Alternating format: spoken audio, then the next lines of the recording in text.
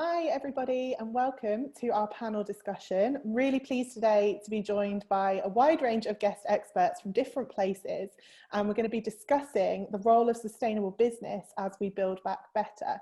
So many of us are starting to come out of lockdown now, obviously depending on where you are in the world, and a lot of attention in policy, business and our individual lives is turning towards what we do next, how we tackle the climate crisis and what we do to really embed a green recovery in our response to COVID-19. So that is the context for today's discussion. Obviously, this is going out on World Environment Day 2020 as well, so very timely discussion. I will hand over to our experts to let them introduce themselves and tell us where they're from, and then we will get started. Welcome, Livvy. Hi, Sian. So I'm Livvy Drake from the Sustainable Sidekicks, a sustainability and behaviour change consultancy. Hi, I'm George Cole from Resource Futures, and we are a resources and waste consultancy, and we work across circular economy, supporting governments with policy and businesses in making green decisions. Hi everyone, my name is Asha. I work at the University of Leicester and I'm the Social Innovation Officer. So my role is to help embed the SDGs within the university, but also working with SMEs to embed sustainability within their business practices. Hi, I'm Sandy. I'm the Green Party candidate for the Mayor of Bristol. The elections are next year, and I have a day job where I am Chief Executive of the Creative Youth Network. We're a charity that helps young people reach their potential. Fantastic. Welcome everybody, and thank you so much for taking time out of your busy schedules to come and chat to us today. I'm really looking forward to our discussion. So I guess the best place for us to start really is to talk about this idea of building back better and what that actually looks like. So what should that look like? What should we be aiming for? And what frameworks are out there for us to really pull together a green recovery? Where should we be looking?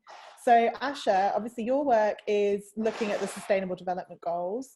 Do you want to tell us a little bit about the goals and how they fit, or how you see them fitting with this idea of a green recovery? Yes, so the SDGs are hugely important to what I do, but they are even more important for the world as a whole. There's 17 goals ranging from everything from no poverty to peace and justice to gender equality, and everything in between. And these were set out in 2015 by the UN to act as a blueprint for a better future for all. And I think at this current moment in time, with 10 years left to achieve the goals, I think there's no time like the present in order to try and achieve those and to contribute to those in any way that we can.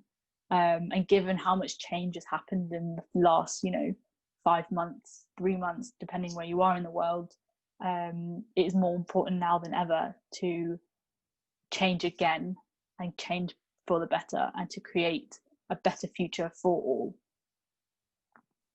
Yeah, completely agree. So obviously we've framed this discussion from a business angle, but we can't ignore policy in that. And obviously there are policy elements to achieving the SDGs. But Sandy, I'm curious to hear from you. Obviously the Green Party are being very vocal at the moment about what a green recovery should look like and how we should respond to that from a policy point of view. So what your insights are about how we build back better and what that should look like. Thank you. So, I mean, I think the thing that all my friends and people I've talked to out in the city, we're still sort of thinking about how we want to reprioritize our lives. And, suddenly health has come to the fore, and lots of people are saying, oh gosh, isn't it nice to have clean air, clear streets? Our communities are much stronger than they have been for a long time. And I think those are things that people are really valuing. For me, as a sort of local politician, I think it's really important to take action and actually show how things can change.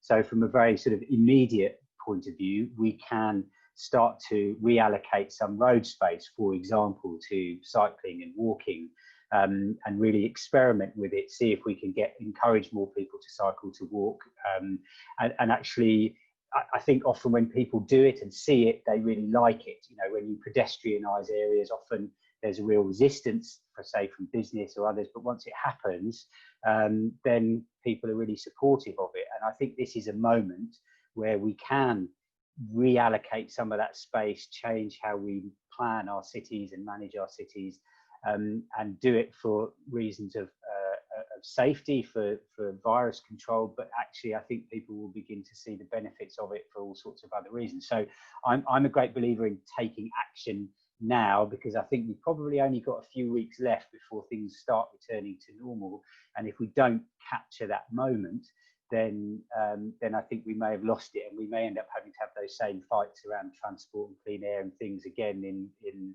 you know, a few years' time. So I think now for me is a real is the moment to do it. And I'd say the other thing in terms of sort of structural stuff, you know, we're government is going to have to look at huge stimulus packages, right? So we've got, you know, I work on a day-to-day basis with young people. Young people are likely to be the hardest hit in terms of employment and opportunities in the future.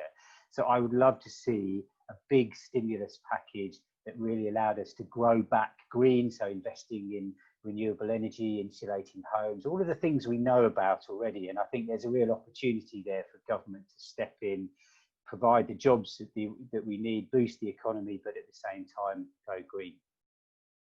Absolutely, and I think you're right that actually this is the timing of this is crucial, and that if we don't act very quickly on embedding this message, we're going to lose a lot of the momentum that we could potentially have around this from a different angle. So Livvy, this is something that you and I have been discussing quite a bit recently about how we engage people in sustainability. And George, I'm curious to hear your thoughts on this, because both of you are working kind of on the ground with businesses on this on a daily basis. But really, how do we engage businesses? How do we engage consumers beyond just the "it's good for the planet" message? You know, and I think seeing this in the context of a health crisis has maybe helped to reframe that. So I guess my question to both of you is what does this green recovery look like for businesses in your eyes, and how do we start to engage them in that conversation? I think lots of businesses really are engaged in how to build back better, and are interested in environmental impacts that they have, minimizing those impacts, and even having a positive impact. We work with lots of companies on that in the UK and internationally. There's certainly more work to be done there, and there's a lot of pressure, and there has been building pressure from consumers and from customers along those lines as well. I think what really, looking into the medium and long term, what can be done is to think how we can support those businesses in achieving those goals, and benefiting the businesses that are working in that space so that they can compete on a fair playing field against the established businesses. And a lot of that comes down to, well, as consumers, we have a role in supporting the brands and the companies that align with our values and are addressing environmental and social issues. But also nationally, we need to look at the enabling conditions that will support those businesses to grow and to prosper and to compete in what are often quite established and difficult markets to enter. So often we see that it's innovative disruptors that are coming in with great new ideas and innovative business models. It's really hard for them to compete in some of the big established markets. So some of the work I've done recently with the Scottish Government, we were looking at marine litter and some of the common marine litter products. And as part of that, we looked at menstrual products. And there's a company in the UK called Hey Girls that uses the buy one, give one model. So they sell plastic-free period products, including reusables. But for every product that you buy, they provide a product to someone in need, someone in period poverty. And they're also working with the Scottish Government for the National Scottish Free Period Products Scheme, which is giving products out through schools and colleges and universities. And that's a great model. So not only are they addressing marine litter and plastic pollution and material consumption, but they've also got this social ethical angle. But it is still really hard for those companies to compete when you think about the disposal disposable model, the single-use model of consumption, if you're throwing the product away every time you use it, you're buying a lot of product. And so you're making a lot of money for the companies that are established in that space. So it's very hard for those large businesses to then switch to a different model where it's not certain where that revenue is going to come from. If their revenue is going to decrease rapidly from switching to a reusable model or a different model, their whole business has to change. And so that's quite a difficult thing to do. So that's the sort of thing that we try and support businesses to do. But I think fundamentally we need to look at the economic systems and the enabling conditions to support businesses in transitioning to greener business models. Absolutely, I think you're right. And I think it's interesting that when we're talking about kind of adapting to more green practices in business, we're talking there about how much they have to fundamentally shift their business model for a lot of businesses, which many businesses have experienced during the pandemic, because they've had to rapidly change, if not what they're delivering, how they're delivering it, how they're working. And obviously we have seen businesses fall into trouble. We've seen some government financial support and things kind of tide some businesses through, but a lot of businesses will go out of business because of what has happened in the pandemic and their ability to adapt. What interests me around the Build Back Better and the green messaging is kind of something that I see a lot of people come up against, that it just feels so overwhelming. Even just there, George, you touched on several different issues, from social justice issues through to environmental issues. And when we start looking at them, even when we look at them in the framework of the Sustainable Development Goals that Asha mentioned earlier, that it can be quite overwhelming because there's so many different issues we need to tackle. Livvy, from a behaviour change point of view, how do we get people to engage with this message? Because I think short term they've had to do it in light of the pandemic and the issues that have affected them, so they almost didn't have time to be overwhelmed, they just had to get on with it. But obviously the climate crisis feels like more of a slow burn issue that we've been talking about for so long. So one of the interesting things from research done during this pandemic is that people have aligned the health issues with the environmental issues, and people are committed to making those changes. So that desire, I read a survey recently that Futerra had done in the UK and the USA, and they said people are prepared to make the same changes they have to their behaviour for COVID for the climate change. So people, and there's a thing in behaviour change, the idea of moments of change. So the idea is that suddenly we've become very conscious of all our behaviours. So now is a real opportunity to then embed new behaviours and new patterns. And for businesses, those consumers that are being researched, they all work somewhere. So those are people's employees. So the time is now to really work with the employees, find out what's motivating them. And for me, one of the things I talk a lot about in terms of behaviour change is don't talk to people in our language, talk in their language. So find out what actually drives them. And sustainability is about people, planet, and then profit. So if you can talk to them about cost saving benefits of a green recovery, you can talk to them about finding jobs and employment for their employees, talk to them about that. If it's about the health and well-being of their families, talk to them about that. But don't bang on about climate change if it doesn't resonate with them. I would add to that. I mean, as a politician, there are a few people who talk about climate change on the doorstep, but very few people really do. People are worried about their communities, their crime, education, the NHS, and those sorts of things. But I think Livvy's absolutely right. Where I find our message resonates most is when you can talk to people locally about the issues that affect them, and that means listening first. And I think that's something the green movement hasn't been particularly good at. We've tended to be a bit preachy, here's what you can do to change things, but actually if we spend more time listening, the solutions are often the same. Dealing with crime in some of the neighbourhoods in the city is about redesigning the spaces so that there isn't space for crime or antisocial behaviour to happen. And actually that means putting in more trees and greener spaces and open spaces that you can see and that are public. So that's good for them, for crime and antisocial behaviour, and it's good, of course, for the environment too. But until you listen and hear those communities, you won't understand what message resonates with them most. And I think the same is true with business, and I've got a few good examples, but I can talk about them in a bit. Yeah, that's really interesting. And I think when we were putting ideas together for this panel, one of the things that was in my mind was, has the climate conversation been derailed by obviously the more immediate need to respond to this global health crisis? Has that got in the way? Has that taken media attention away from the issue? Because it felt like we were really building a lot of momentum. But what I'm always conscious of is that we're building momentum within our echo chambers. So it felt like there was a lot of a lot of kind of talk and discussion and action happening, but actually potentially within a minority. Whereas from what you're both saying there, maybe it's that we are attracting a wider audience now, but they're coming with a different lens to that conversation. So they're coming with different priorities and different things they care about.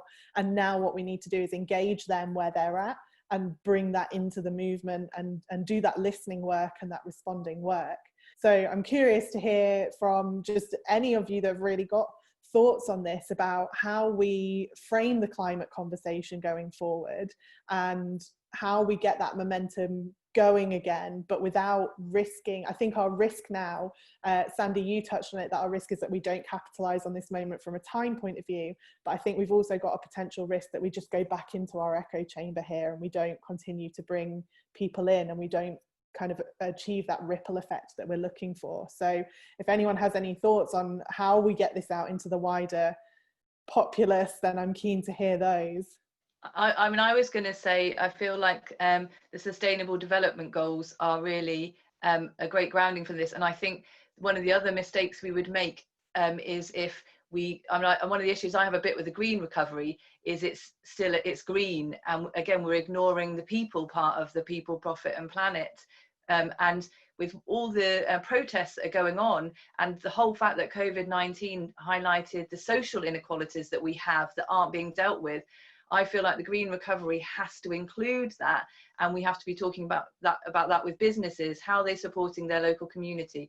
How are they supporting their staff? And a lot of people are very affected by what's going on now, and I think there is a potential that if we come at this with our green hats on and only talk about the green thing, we're actually going to get derailed by the bigger issue right now, which is the Black Lives Matters and the social inequalities that are so entrenched in our society that I think we need to be talking about both those issues at once. Or even be overtaken by old school economics. It says, just in order to recover from this, we must boost the economy at all costs, and therefore social justice, environmental justice just goes out the window in order to make sure the jobless figures and the GDP doesn't tank. And I think one of the things, there's some good examples in Bristol City, the Happy City Index, and actually Bristol City Council has a quality of life index. Where we look at not just GDP, but you look at how strong do you feel your community is, how much access do you have for nature, how equal do you feel with the other people in the city, how much time do you take in local democracy, or how much do you feel you can control what goes on locally. And so those things, that once we start to highlight those things, and I think it is up to politicians and leaders to start highlighting those things as more important. And we have that opportunity because within the pandemic, GDP doesn't matter for the first time. It's like nobody cares about GDP. People care about whether people are dying, whether our communities are strong, whether our air is clean. So suddenly we've made that change. It's actually, we're only 3 months in, but if we carry on talking about those things that really matter, then I think we embed it. I think there's a real danger that we'll just be swept aside by the desire and the kind of juggernaut that is the old economy, that will push us back. And actually we look back in 10 years and go, gosh, we didn't change anything, did we? That's my biggest fear. I think if we start talking about these issues, but again, listen again, I think we're, the thing that the Black Lives Matter movement is doing really well, it's saying, and I say this as a white, middle-aged, middle-class man, the challenge is educate yourself. Don't ask me, go and educate yourself. Read these books, talk to your friends, understand what the Black experience is, And and that's a challenge to me. So I'm going away and trying to do that. I think we can learn something from the environmental movement that says, you want to make a difference, go and educate yourself, and we'll help and we'll support you on that journey. I think it's important. I completely agree with what you said, Sandy. I think it's important now to try and embed the green recovery and whatever you interpret the green recovery to be. Although it has the word green, I think it is more than that. It is the social elements that you've all touched on. I think that's important to embed it within the next change we go into when we come out of this pandemic or out of lockdown. And those personal elements and those social elements are so important to everyone's lives at this moment in time. Everything from mental well-being to the Black Lives Matter movement, and everything else in between. It's kind of hitting that personal nerve. And if everyone is thinking about that, whether it's about the environment or social topics, it still contributes to the overall sustainability of the world, which is the overall sustainability of not our planet, but the people, and that fits into the UN Sustainable Development Goals, which touches on life on land, life on water, but also reduced inequalities, reducing gender inequalities, and all the other social aspects that come into sustainability. Yeah, it's interesting to have this conversation and touch on the economic side of things, because obviously there has been an announcement that this week they've released the report that if they invest in green jobs as part of the recovery, then that will add value to the economy. And I think, again, in our echo chamber, we sometimes demonize the economy and say we should be completely deprioritizing the economy, completely going the other way, and kind of overhaul the whole system that we've got. But actually, for me, I find that businesses have got so many resources that they can mobilize a lot quicker. They can, they can be a lot more agile in that respect to embed the Sustainable Development Goals, to embed impact, and to put resources in the areas that we need to focus. But actually, to engage businesses, you do need to talk in economic language, and you do need to talk about, okay, the triple bottom line, but actually the profit part of that triple bottom line is still really, really important to businesses. George, I'm curious to hear your views, because obviously you do a lot of work in this space around engaging businesses and going in and looking at their systems around their waste and things. There is a financial element to that. So what do you think is the balance here between having this economic conversation in the context of this wider recovery? I think it's really important. I wouldn't demonize the economy as such, just as jobs and services and products. Those are all things that are kind of fundamental to our way of life. What we need to think about is what's the purpose of the economy, and what do we want it to look like in 10 or 15 years time. And we have a choice right now as to what sort of services and sectors we want to encourage and support, and which ones we need to rethink, really. Often, as you mentioned, like green economy, it does provide a lot of jobs. There's a lot more jobs in recycling than there is in incineration or landfill. There's a lot more jobs in circular economy business models about servitization of products and taking, for example, domestic appliances back. The manufacturer can take them back and repair and remanufacture and use components again. So these are ideas that are out there that some businesses are trying to take forwards, and we need to, those sorts of activities as well are very labor intensive. But jobs are a good thing. We perhaps want to move away from this idea of mass production, industrialization, that machines are going to liberate us and set us free to spend all our leisure time as we wish. Being engaged in work and being engaged in an economy and a community can be a good thing. And so we just need to think about how to shape it towards something that serves us and fits within the boundaries of the planet. And even looking at regenerative business as well. So thinking about, there's currently, much of the emphasis so far has been towards reducing impact and reducing emissions, getting to net zero. actually we need to think about regenerating some of the natural systems that we rely on and improving them. So increasing biodiversity and improving green spaces.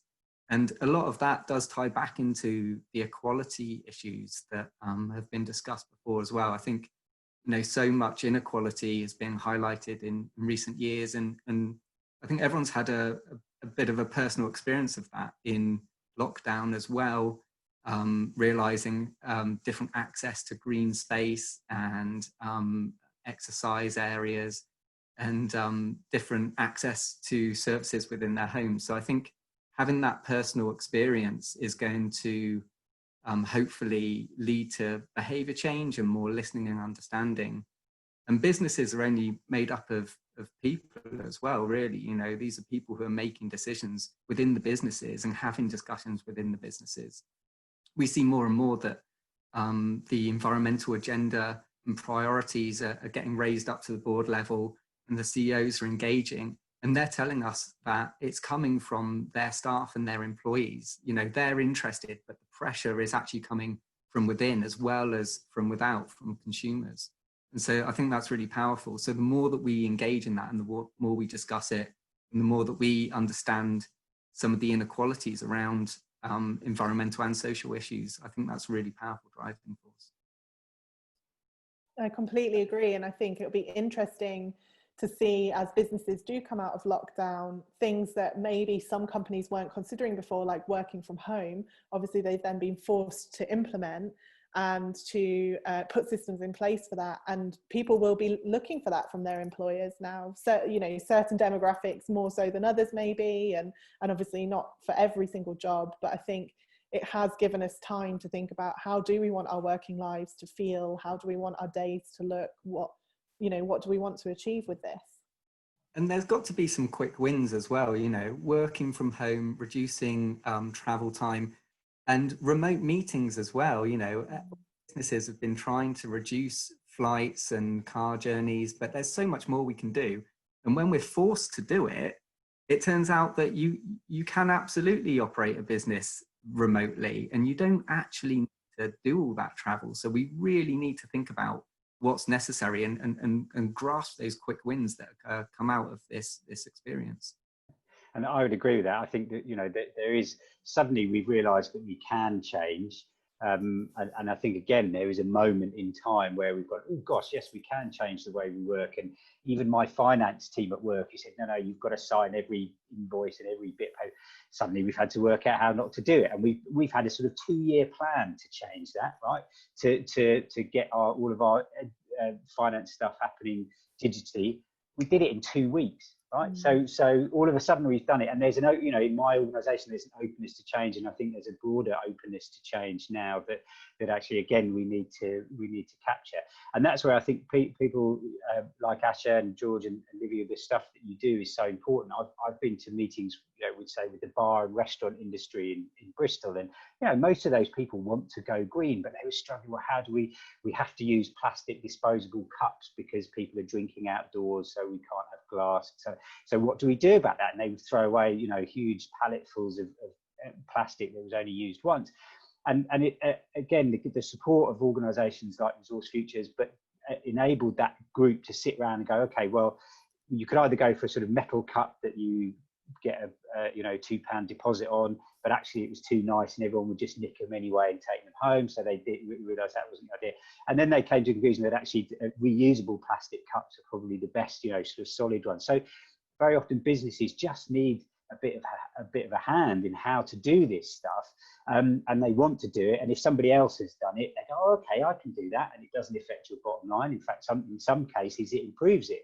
And so I think I've seen a lot of that work happening that's been really successful with small businesses, especially, who don't have the resources to look at their supply chains, to look at who they purchase their stuff off. They're working on very tight financial margins. And therefore, just a bit of help from each other can be a really powerful thing. On the back of that, I think for SMEs and smaller businesses, it is really difficult. And the conversation is starting to happen, and they want to make that change. And from a university point of view, we're a large institution, loads and loads of research goes on, but businesses can't always access that. So in the Innovation Hub, we kind of act as the bridge between businesses and research expertise. And some of the research expertise even I didn't know about until I was in this role. And it's incredible, the application of academia to business problems or to create business solutions. So it's really exciting to be part of this change again, out of lockdown, to see how we can apply, you know, other people's solutions or other people's research to a business problem or a personal problem or whatever problem that may be. But it's about education, and accessing that education. And through the work I do, I hope to kind of pass on some of that knowledge and help businesses to embed that knowledge within their own practices going forward. And I'd just like to add in, I think one of the great opportunities that we've got now from this time is the opportunity for more collaboration. And it's been demonstrated at huge level with the two massive companies coming together to work on the vaccine, something that's unheard of. And smaller businesses can do that as well. And there's I read a really interesting article saying about this idea of how do you pivot your business if you want to be more responsible now? How do you do that without taking risks? Well, collaborate with your competitors and deliver something that you wouldn't be able to deliver yourself, and slowly make those transitions. So I think that's a really powerful message for what people can do, is don't think, how are we going to do this on our own? How can we do it together? And what Sandy said about the reusable cups is another great example. And I've worked on so many reusable cup schemes that haven't worked. And we always talk about, like, well, what about what your neighbours are doing? Could you work together on this? You don't have to own these things. And this whole thing we have about ownership, it's so capitalistic and it's so limiting. And the circular economy, again, is a perfect movement, a model to think we don't need to own things. We can have as a higher model. And for businesses, thinking that you don't have to have that capital expenditure, actually you can just hire things in, is another great way of removing this, these old ways of thinking, which are actually very restrictive and challenging for a lot of businesses. Yeah, absolutely. And I think collaboration, education, all of these themes are really key. And what's striking me is actually a lot of businesses at the moment, their priority is going to be their resilience, because they've either gone through this experience and seen, actually, I am resilient and I've got a good business model and we've been able to weather this storm. We're either, thriving on it, some businesses are, or we've survived, but there's things we can improve. Or there'll be other businesses that will be thinking, we only survived that because we had a bailout loan, or we put personal money in, or we did something drastically different. So I think there will be a moment in time now where businesses turn their attention to resilience. And actually all of these things that we're talking about, education, innovation, collaboration, they're all key to building that resilience as well. And I think that's a really key theme that actually will be front and center of a lot of people's minds at this point in time in our communities, but especially with business leaders.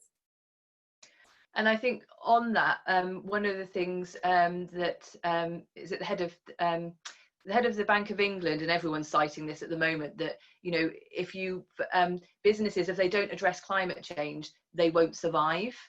And this, for me, the whole lockdown is a window on what climate change is going to bring to people. People are going to be stuck inside. Flights aren't going to go, extreme weather conditions. And if you're in the hospitality industry or in the events industry, and I do a lot of work with those, how are you going to survive? How are you going to weather that? This is your little window of what's to come. So this is an opportunity to address it and really use this as an opportunity to understand how you will survive and how you can pivot and all these other little terms. But to see this as an experience of what's to come. How do you think, and this is for anyone to really tackle, but the thing that strikes me with that is, how do we avoid the kind of ostrich head in the sand syndrome of, well, this has been awful and we don't want this to happen again, but let's not think about it and let's just get back to normal and carry on. Because I think a lot of the time when we talk about the extreme impacts that we're going to feel from climate change, which obviously some parts of the world are already feeling and already experiencing, but they feel quite distant to us in the UK. How do we engage people in that without kind of scaring them off, I guess? And you know, you look at the emissions drops that we've had during lockdown, which obviously are expected to go straight back up again when we come out of lockdown, as we are coming out of lockdown, but they're not even anywhere near the emissions drops we need to be seeing to avoid some of the worst case scenarios. So how do we engage people in that without terrifying them into no action? Well, although some people experience climate change in a more extreme way already across the world, here in England, for the last 3 months, we've had beautiful weather, and it's been lovely because, you know, a lot of us who are privileged enough to have a garden or access to a green space have spent a lot of time outside. I know I have, and I know my family has. But when has the weather ever been so consistently nice in this country? And you almost need to kind of check yourself when you're enjoying the good weather and having a barbecue, or, you know, sitting outside. Because why is the weather like this, and why hasn't it rained in 3 months, and what does that mean, you know, more wider, not just for our country but the globe? If it's hotter here, then what does that mean for the rest of the country, for the rest of the planet, for the different countries, you know, depending on where you're located? I think climate change is here. It's not about to come, it's already here, and it's recognizing that although we are in a crisis now, we are also in another one at the same time. So I'm sure, you know, this crisis isn't going to go away anytime soon, but the climate crisis is going to be with us for a lot longer. And if we don't deal with it now, then what? Yeah, absolutely. And obviously in the health crisis, we've seen that the countries that listened to scientists and heeded those warnings and took quick action actually came out of it better than those that didn't, which is exactly the same narrative that we're seeing happen for decades now around the climate. I think it's just, how do we accelerate that awareness? But also I think there's a balance, and I'm keen to hear where you fall, your opinions on this, everybody, around mitigating the risks and preparing to kind of try and keep those risks at bay, and adapting, because obviously some of the impact is inevitable at this point. We're already feeling it. So how do we balance that conversation between mitigation and adaptation, which we've also experienced with the lack of a vaccine? We've had to adapt our lifestyles and go into lockdown to mitigate the risk and to adapt to not having that vaccine. But there's also a conversation about long term, if we don't find a vaccine, we'll have to adapt our lifestyles to this ongoing risk. So I think there's a lot of parallels, and it's particularly interesting in the climate debate because obviously we do have to deal with the fact that there are climate deniers and there are varying levels to which people are engaging with this message. So how do we balance that mitigation and that adaptation in our approach going forward? So I would say, you know, it's interesting, isn't it? How do you prepare for an unpredictable future? Well, you invest in resilience, right? And in the case now, the NHS just about coped, but could have done better. You invest in science and logistics, all of those sorts of things, and actually they're all good things to have anyway, right? Regardless of whether the climate change or any new pandemic comes. And so I think I hope what we've learned and what we'll learn as a society is that being resilient is really important. And in order to be resilient, you have to invest in, you know, good public transport, the NHS, clean business, insulation, etc., etc. All of those things are good anyway, right? And will help us to cope with the changes that are coming, but that we can't really predict. So I hope austerity has sort of pared us down to the bone. So all of our public services are sort of right on a knife edge, and you know, we provide one in my day job working with young people. It's right down to the bone. So therefore, you're much less resilient if your systems are not well funded. So I hope that we learn now that by investing for the long term in both mitigation and adaptation, that actually therefore we'll learn that lesson as a society, that it's okay to invest up front and we shouldn't wait until the last minute when everything goes bad. Whether we'll probably, the reality is we'll probably learn some of those lessons and not all of them, but I hope at least we can learn some. I think one of the things I notice when I work with businesses, and you know, people only really engage with with me if they want to make a change, and they'll be in different parts of their journey. So you have to meet people where they are, and if you freak them out too much early on, then it doesn't work. But as soon as people start on the journey and get their head around it, then you can introduce more, not extreme, but more progressive ways of working and ways of thinking. And whereas with other organizations, I'm working with, we're declaring a climate emergency, but some of the other ones definitely wouldn't suggest that. So it's taking people on the journey, because I remember, I first had my epiphany moment, I don't know how many years ago it was. I think it was when I was about 30. Yeah, it was about 8 years ago. I was gonna I suddenly was like, oh, waste. And I could get my head around waste, but I decided I couldn't cope with climate change. Like, too far away, too complicated. No, I'm just going to focus on waste. And when we look at where people have come into the journey, and a lot of people have started this journey with plastics. I've been working in plastics for plastic reduction for the last 5 years, and people were like, oh, plastic, but you can recycle it, what's the problem? Suddenly, Blue Planet, then everyone was going to the zero waste shop, and oh yeah, I've got a bamboo toothbrush. And now those are the people who are, everyone's on this journey, and potentially those people are then starting to think about climate change. So it's a journey, and it's a process, and it's like we can't blow people's minds, because we have something called cognitive load, and we can only cope with so much at one time. So we can't, and the whole thing about, there's a book by George Marshall called Why Our Brains Are Wired Not to Understand Climate Change. Catchy title. And he says that we're wired for threats that are imminent. So we're looking around for what's going to, impact us now. When you talk about something that's happening in the future, which is what climate change was, people didn't know what, like, oh, it's a long way away, can't get my head around that. I need to think about what's affecting my family now. Whereas now climate change, when they say 12 years or 11 years, it's like, oh, I can compute that time. So it's people have to understand things in proximity to where they're at, their local surroundings, and not too far away. I think one of my concerns is that we don't keep saying 10 years for the next 10 years, that we actually shift that time scale. And I find when I talk to a lot of people about their motivations for engaging in this climate conversation, they say it's for their children or their grandchildren. They don't think about that it's for them and the world that they're going to live in and their imminent future. So I'm just conscious when we talk about, the next decade and the next 10 years, that we don't keep saying that for the next 10 years. I think climate change is a really complex problem that's going to have manifest itself in so many different ways, some of which we're starting to understand, some of which we haven't really grasped yet. And I think probably like one way to shortcut action on that is going back to Livvy's point earlier about finding out, when you engage with people, when you talk to businesses and policymakers and city councils, find out what their priorities are and use their language and understand what their pressures are and what their concerns are, and also present the opportunities that are most attractive to them.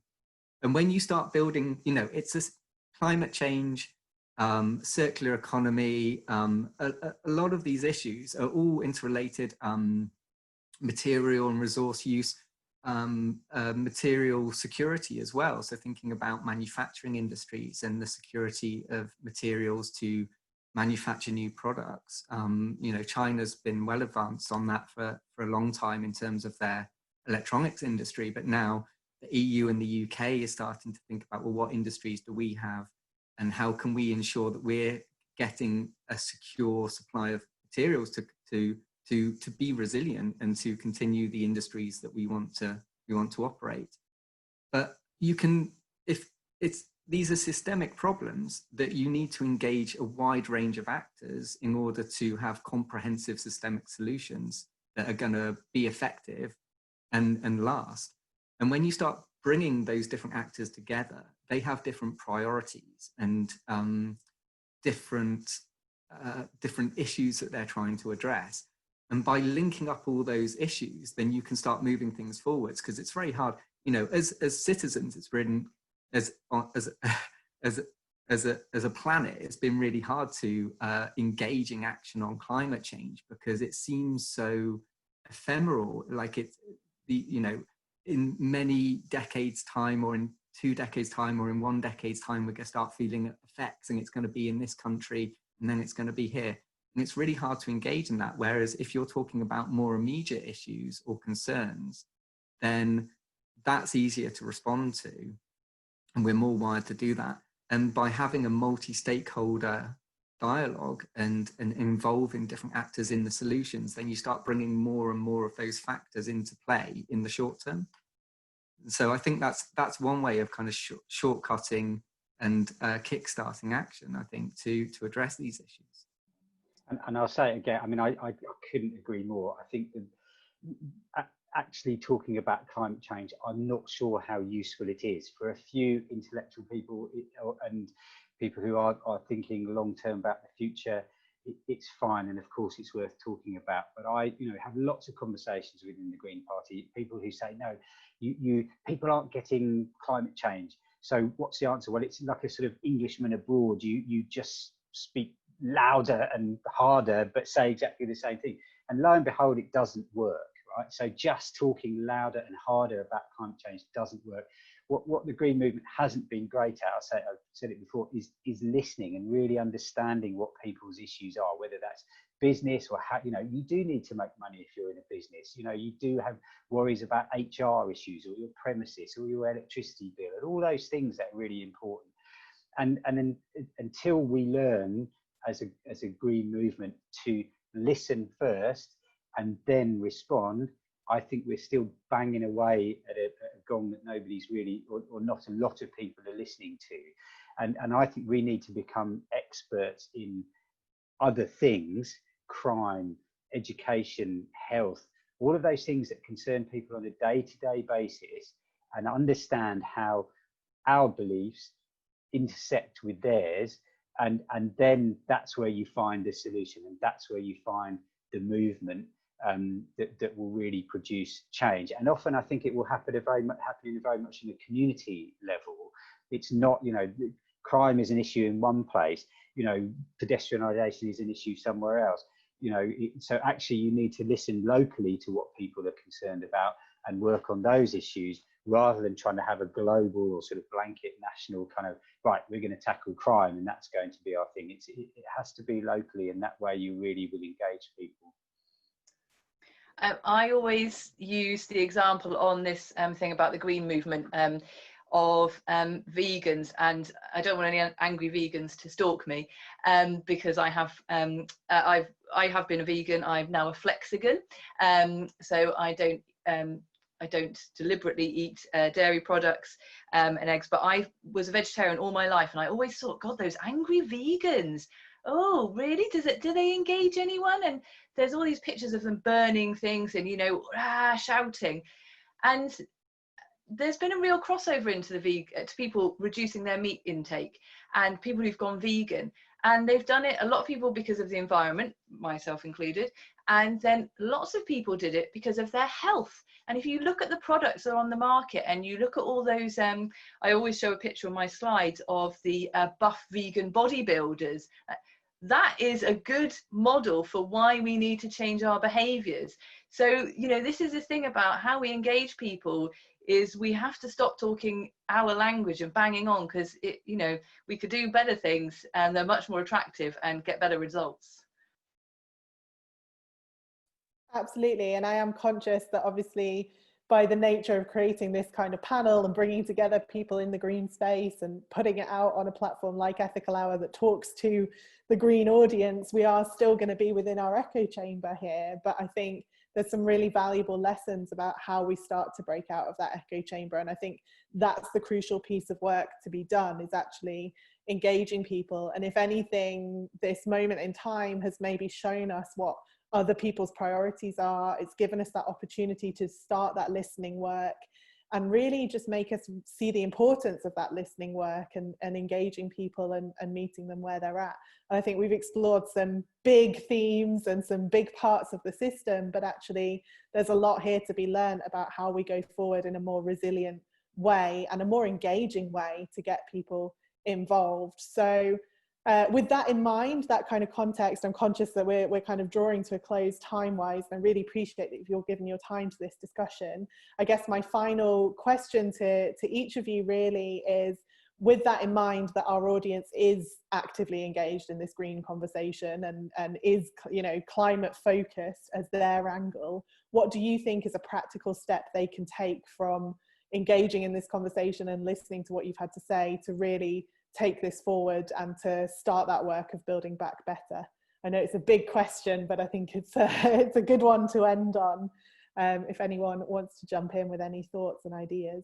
I would start with obviously think about your own operations and your customers and the services that you're offering, but there's an incredible power to be had in engaging your supply chain as well, and thinking about the ripple effect that you can have by talking to suppliers. And often suppliers can offer greener solutions, or they will find them if you speak to them about it. And that has, you know, that can have a great ripple effect back up through the economy and you know, throughout beyond the borders of your city or your country even. And that we're seeing more and more that that's an incredibly powerful way to have wide scale change. In fact, if one company, if one important customer is requiring a green service or greener product or greener credentials, then it makes sense for their supplier to just switch to that model and supply that to everyone. And so you can actually ripple out to other customers. I mean, you know, hope that sort of lifts us all up together, I think. And that's I think just starting those conversations would be a great way to start. And also if you, in terms of recognition and accreditation, I think that's really important for people who are trying to do something good in this space, for it to be recognized. Resource Futures is a B Corp, and that's a really great organization, which it's basically environmental and ethical businesses that meet a certain standard of addressing their impacts and transparency and accountancy. But it's also a great network as well to look at other businesses that are offering a wide range of products and services and engage in them. And so you can sort of grow your network of your suppliers, and it also, you know, you could become customers of other people with other businesses with similar values to you. And so it can really, you know, building on that network and growing your business in that way can lead you down a really interesting path. And where can we connect with Resource Futures online, George? We have a website, resourcefutures.co.uk, and we've just published our first impact report.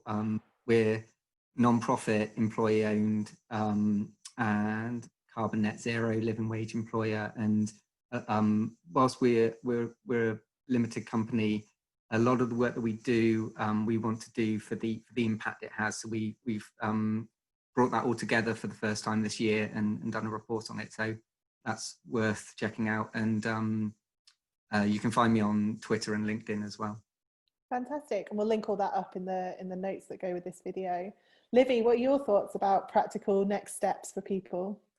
So one of the things that I would say, George was saying about accreditations, another great network to get involved with is the Business Declares community. So this is a Business Declares a Climate Emergency, and there's loads of examples from big businesses and small businesses on how you go about doing that. And so that's a great thing to start that process in, because that's also then helps you to think about how you start pivoting your business and what you need to do.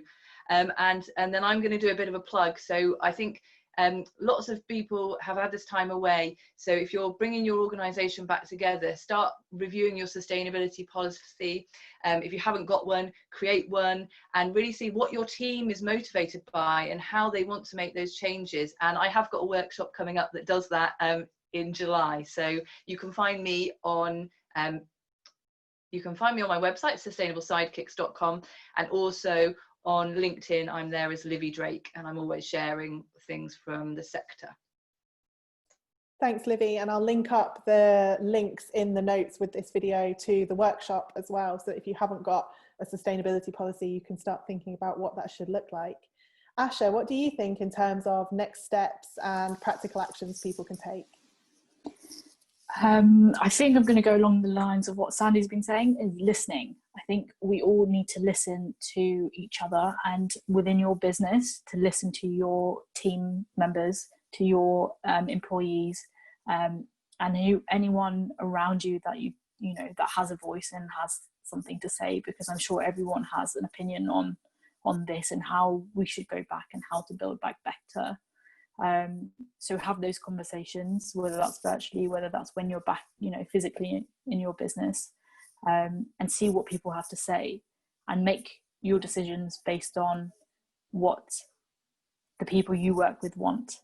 And I think that's really valuable, because if it's what you want and what your team members want, then I think some change can occur, and in a positive way. Absolutely. And where can we connect with you online, Asha, and find out more about your work? I'm on Twitter and I'm on LinkedIn. If you want more information about how Leicester University can help you if you're an SME in Leicester or Leicestershire, then visit the University of Leicester's website. I'll give you all the links and you can tag them down below. Fantastic, thank you. And Sandy, what about you? Thoughts on next steps? Next steps. So I would say act now. Your business, your community, your local authority area will have improved its environmental performance in some way or another. People are working from home, there's less people driving. So I think if you can find a way to embed those changes now and capture that moment, that's really, really important, because you have made some gains already. And so find out how you can do that, and if that's either pressuring your council, if you're in business, you know, how do you make sure that you can flex your workforce to work more from home, or you know, so all of those things. So we have made some gains. We are, you know, our carbon emissions are down, our streets are cleaner, our air is clearer, people are using their parks. So just capture those gains, whether it's in your personal life or your business life, or in your community. And then I suppose I would say in the long run, we need political change, so vote Green.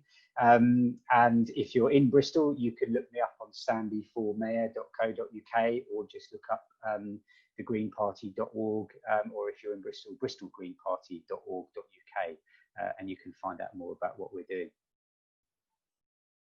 Fantastic. Well, thank you so much to all of you for giving up your time today to come and talk to us and elaborate on these really important points. I think for me, one of the key themes that came from this discussion and that is a core value of what we do at Ethical Hour is collaboration, and actually having these conversations and making room for these conversations. So little plug from me that we do have the Twitter chat every Monday, 8 p.m. UK time, using the Ethical Hour hashtag, where we try and start and hold these conversations and listen to the people in our communities. So if this has got you thinking, then obviously that is potentially a good place to start coming and doing some of that listening work. But do feel free to connect with our speakers today on the various platforms. We'll link them all up in the notes with the video. And do let us know how you're taking this work forward and what your thoughts are. And if you have questions for our speakers, then do tag them in the comments and we will pass them on and get you some answers. But thank you everybody so much for joining me and for such an insightful conversation. It's been a pleasure to talk to you. Ethical Hour is the world's first and largest online community for Big Y business founders, the small business owners around the world who are here to protect the planet for future generations, to make a difference to people's lives and show that business profit doesn't have to come at a cost to people and planet. It's not always easy to know how to channel your sense of purpose into your business. Small ethical businesses have amazing impact stories to tell and a beautiful vision for a better world, but they often struggle to get visible, to build an audience, and to create a consistent income that they need to bring that big, beautiful vision for change to life. That's why we help changemakers become thought leaders for their cause. Because when you're seen as a thought leader, your expertise is respected, people follow your guidance, and you can influence change in a meaningful way. As a big Y business founder, you aren't here to do business as usual. You want to build a business with a triple bottom line for people, planet, and profit. You want to live a powerful legacy of positive impact that touches lives all around the world. To make that happen, you need support. And that's where Ethical Hour comes in. Inside our online membership community, we have a huge library of training and resources to help you learn everything that you need to become a thought leader and a profitable, purposeful business owner. From marketing strategy and sales funnels to social media to confidence, mindset, productivity, and core business skills.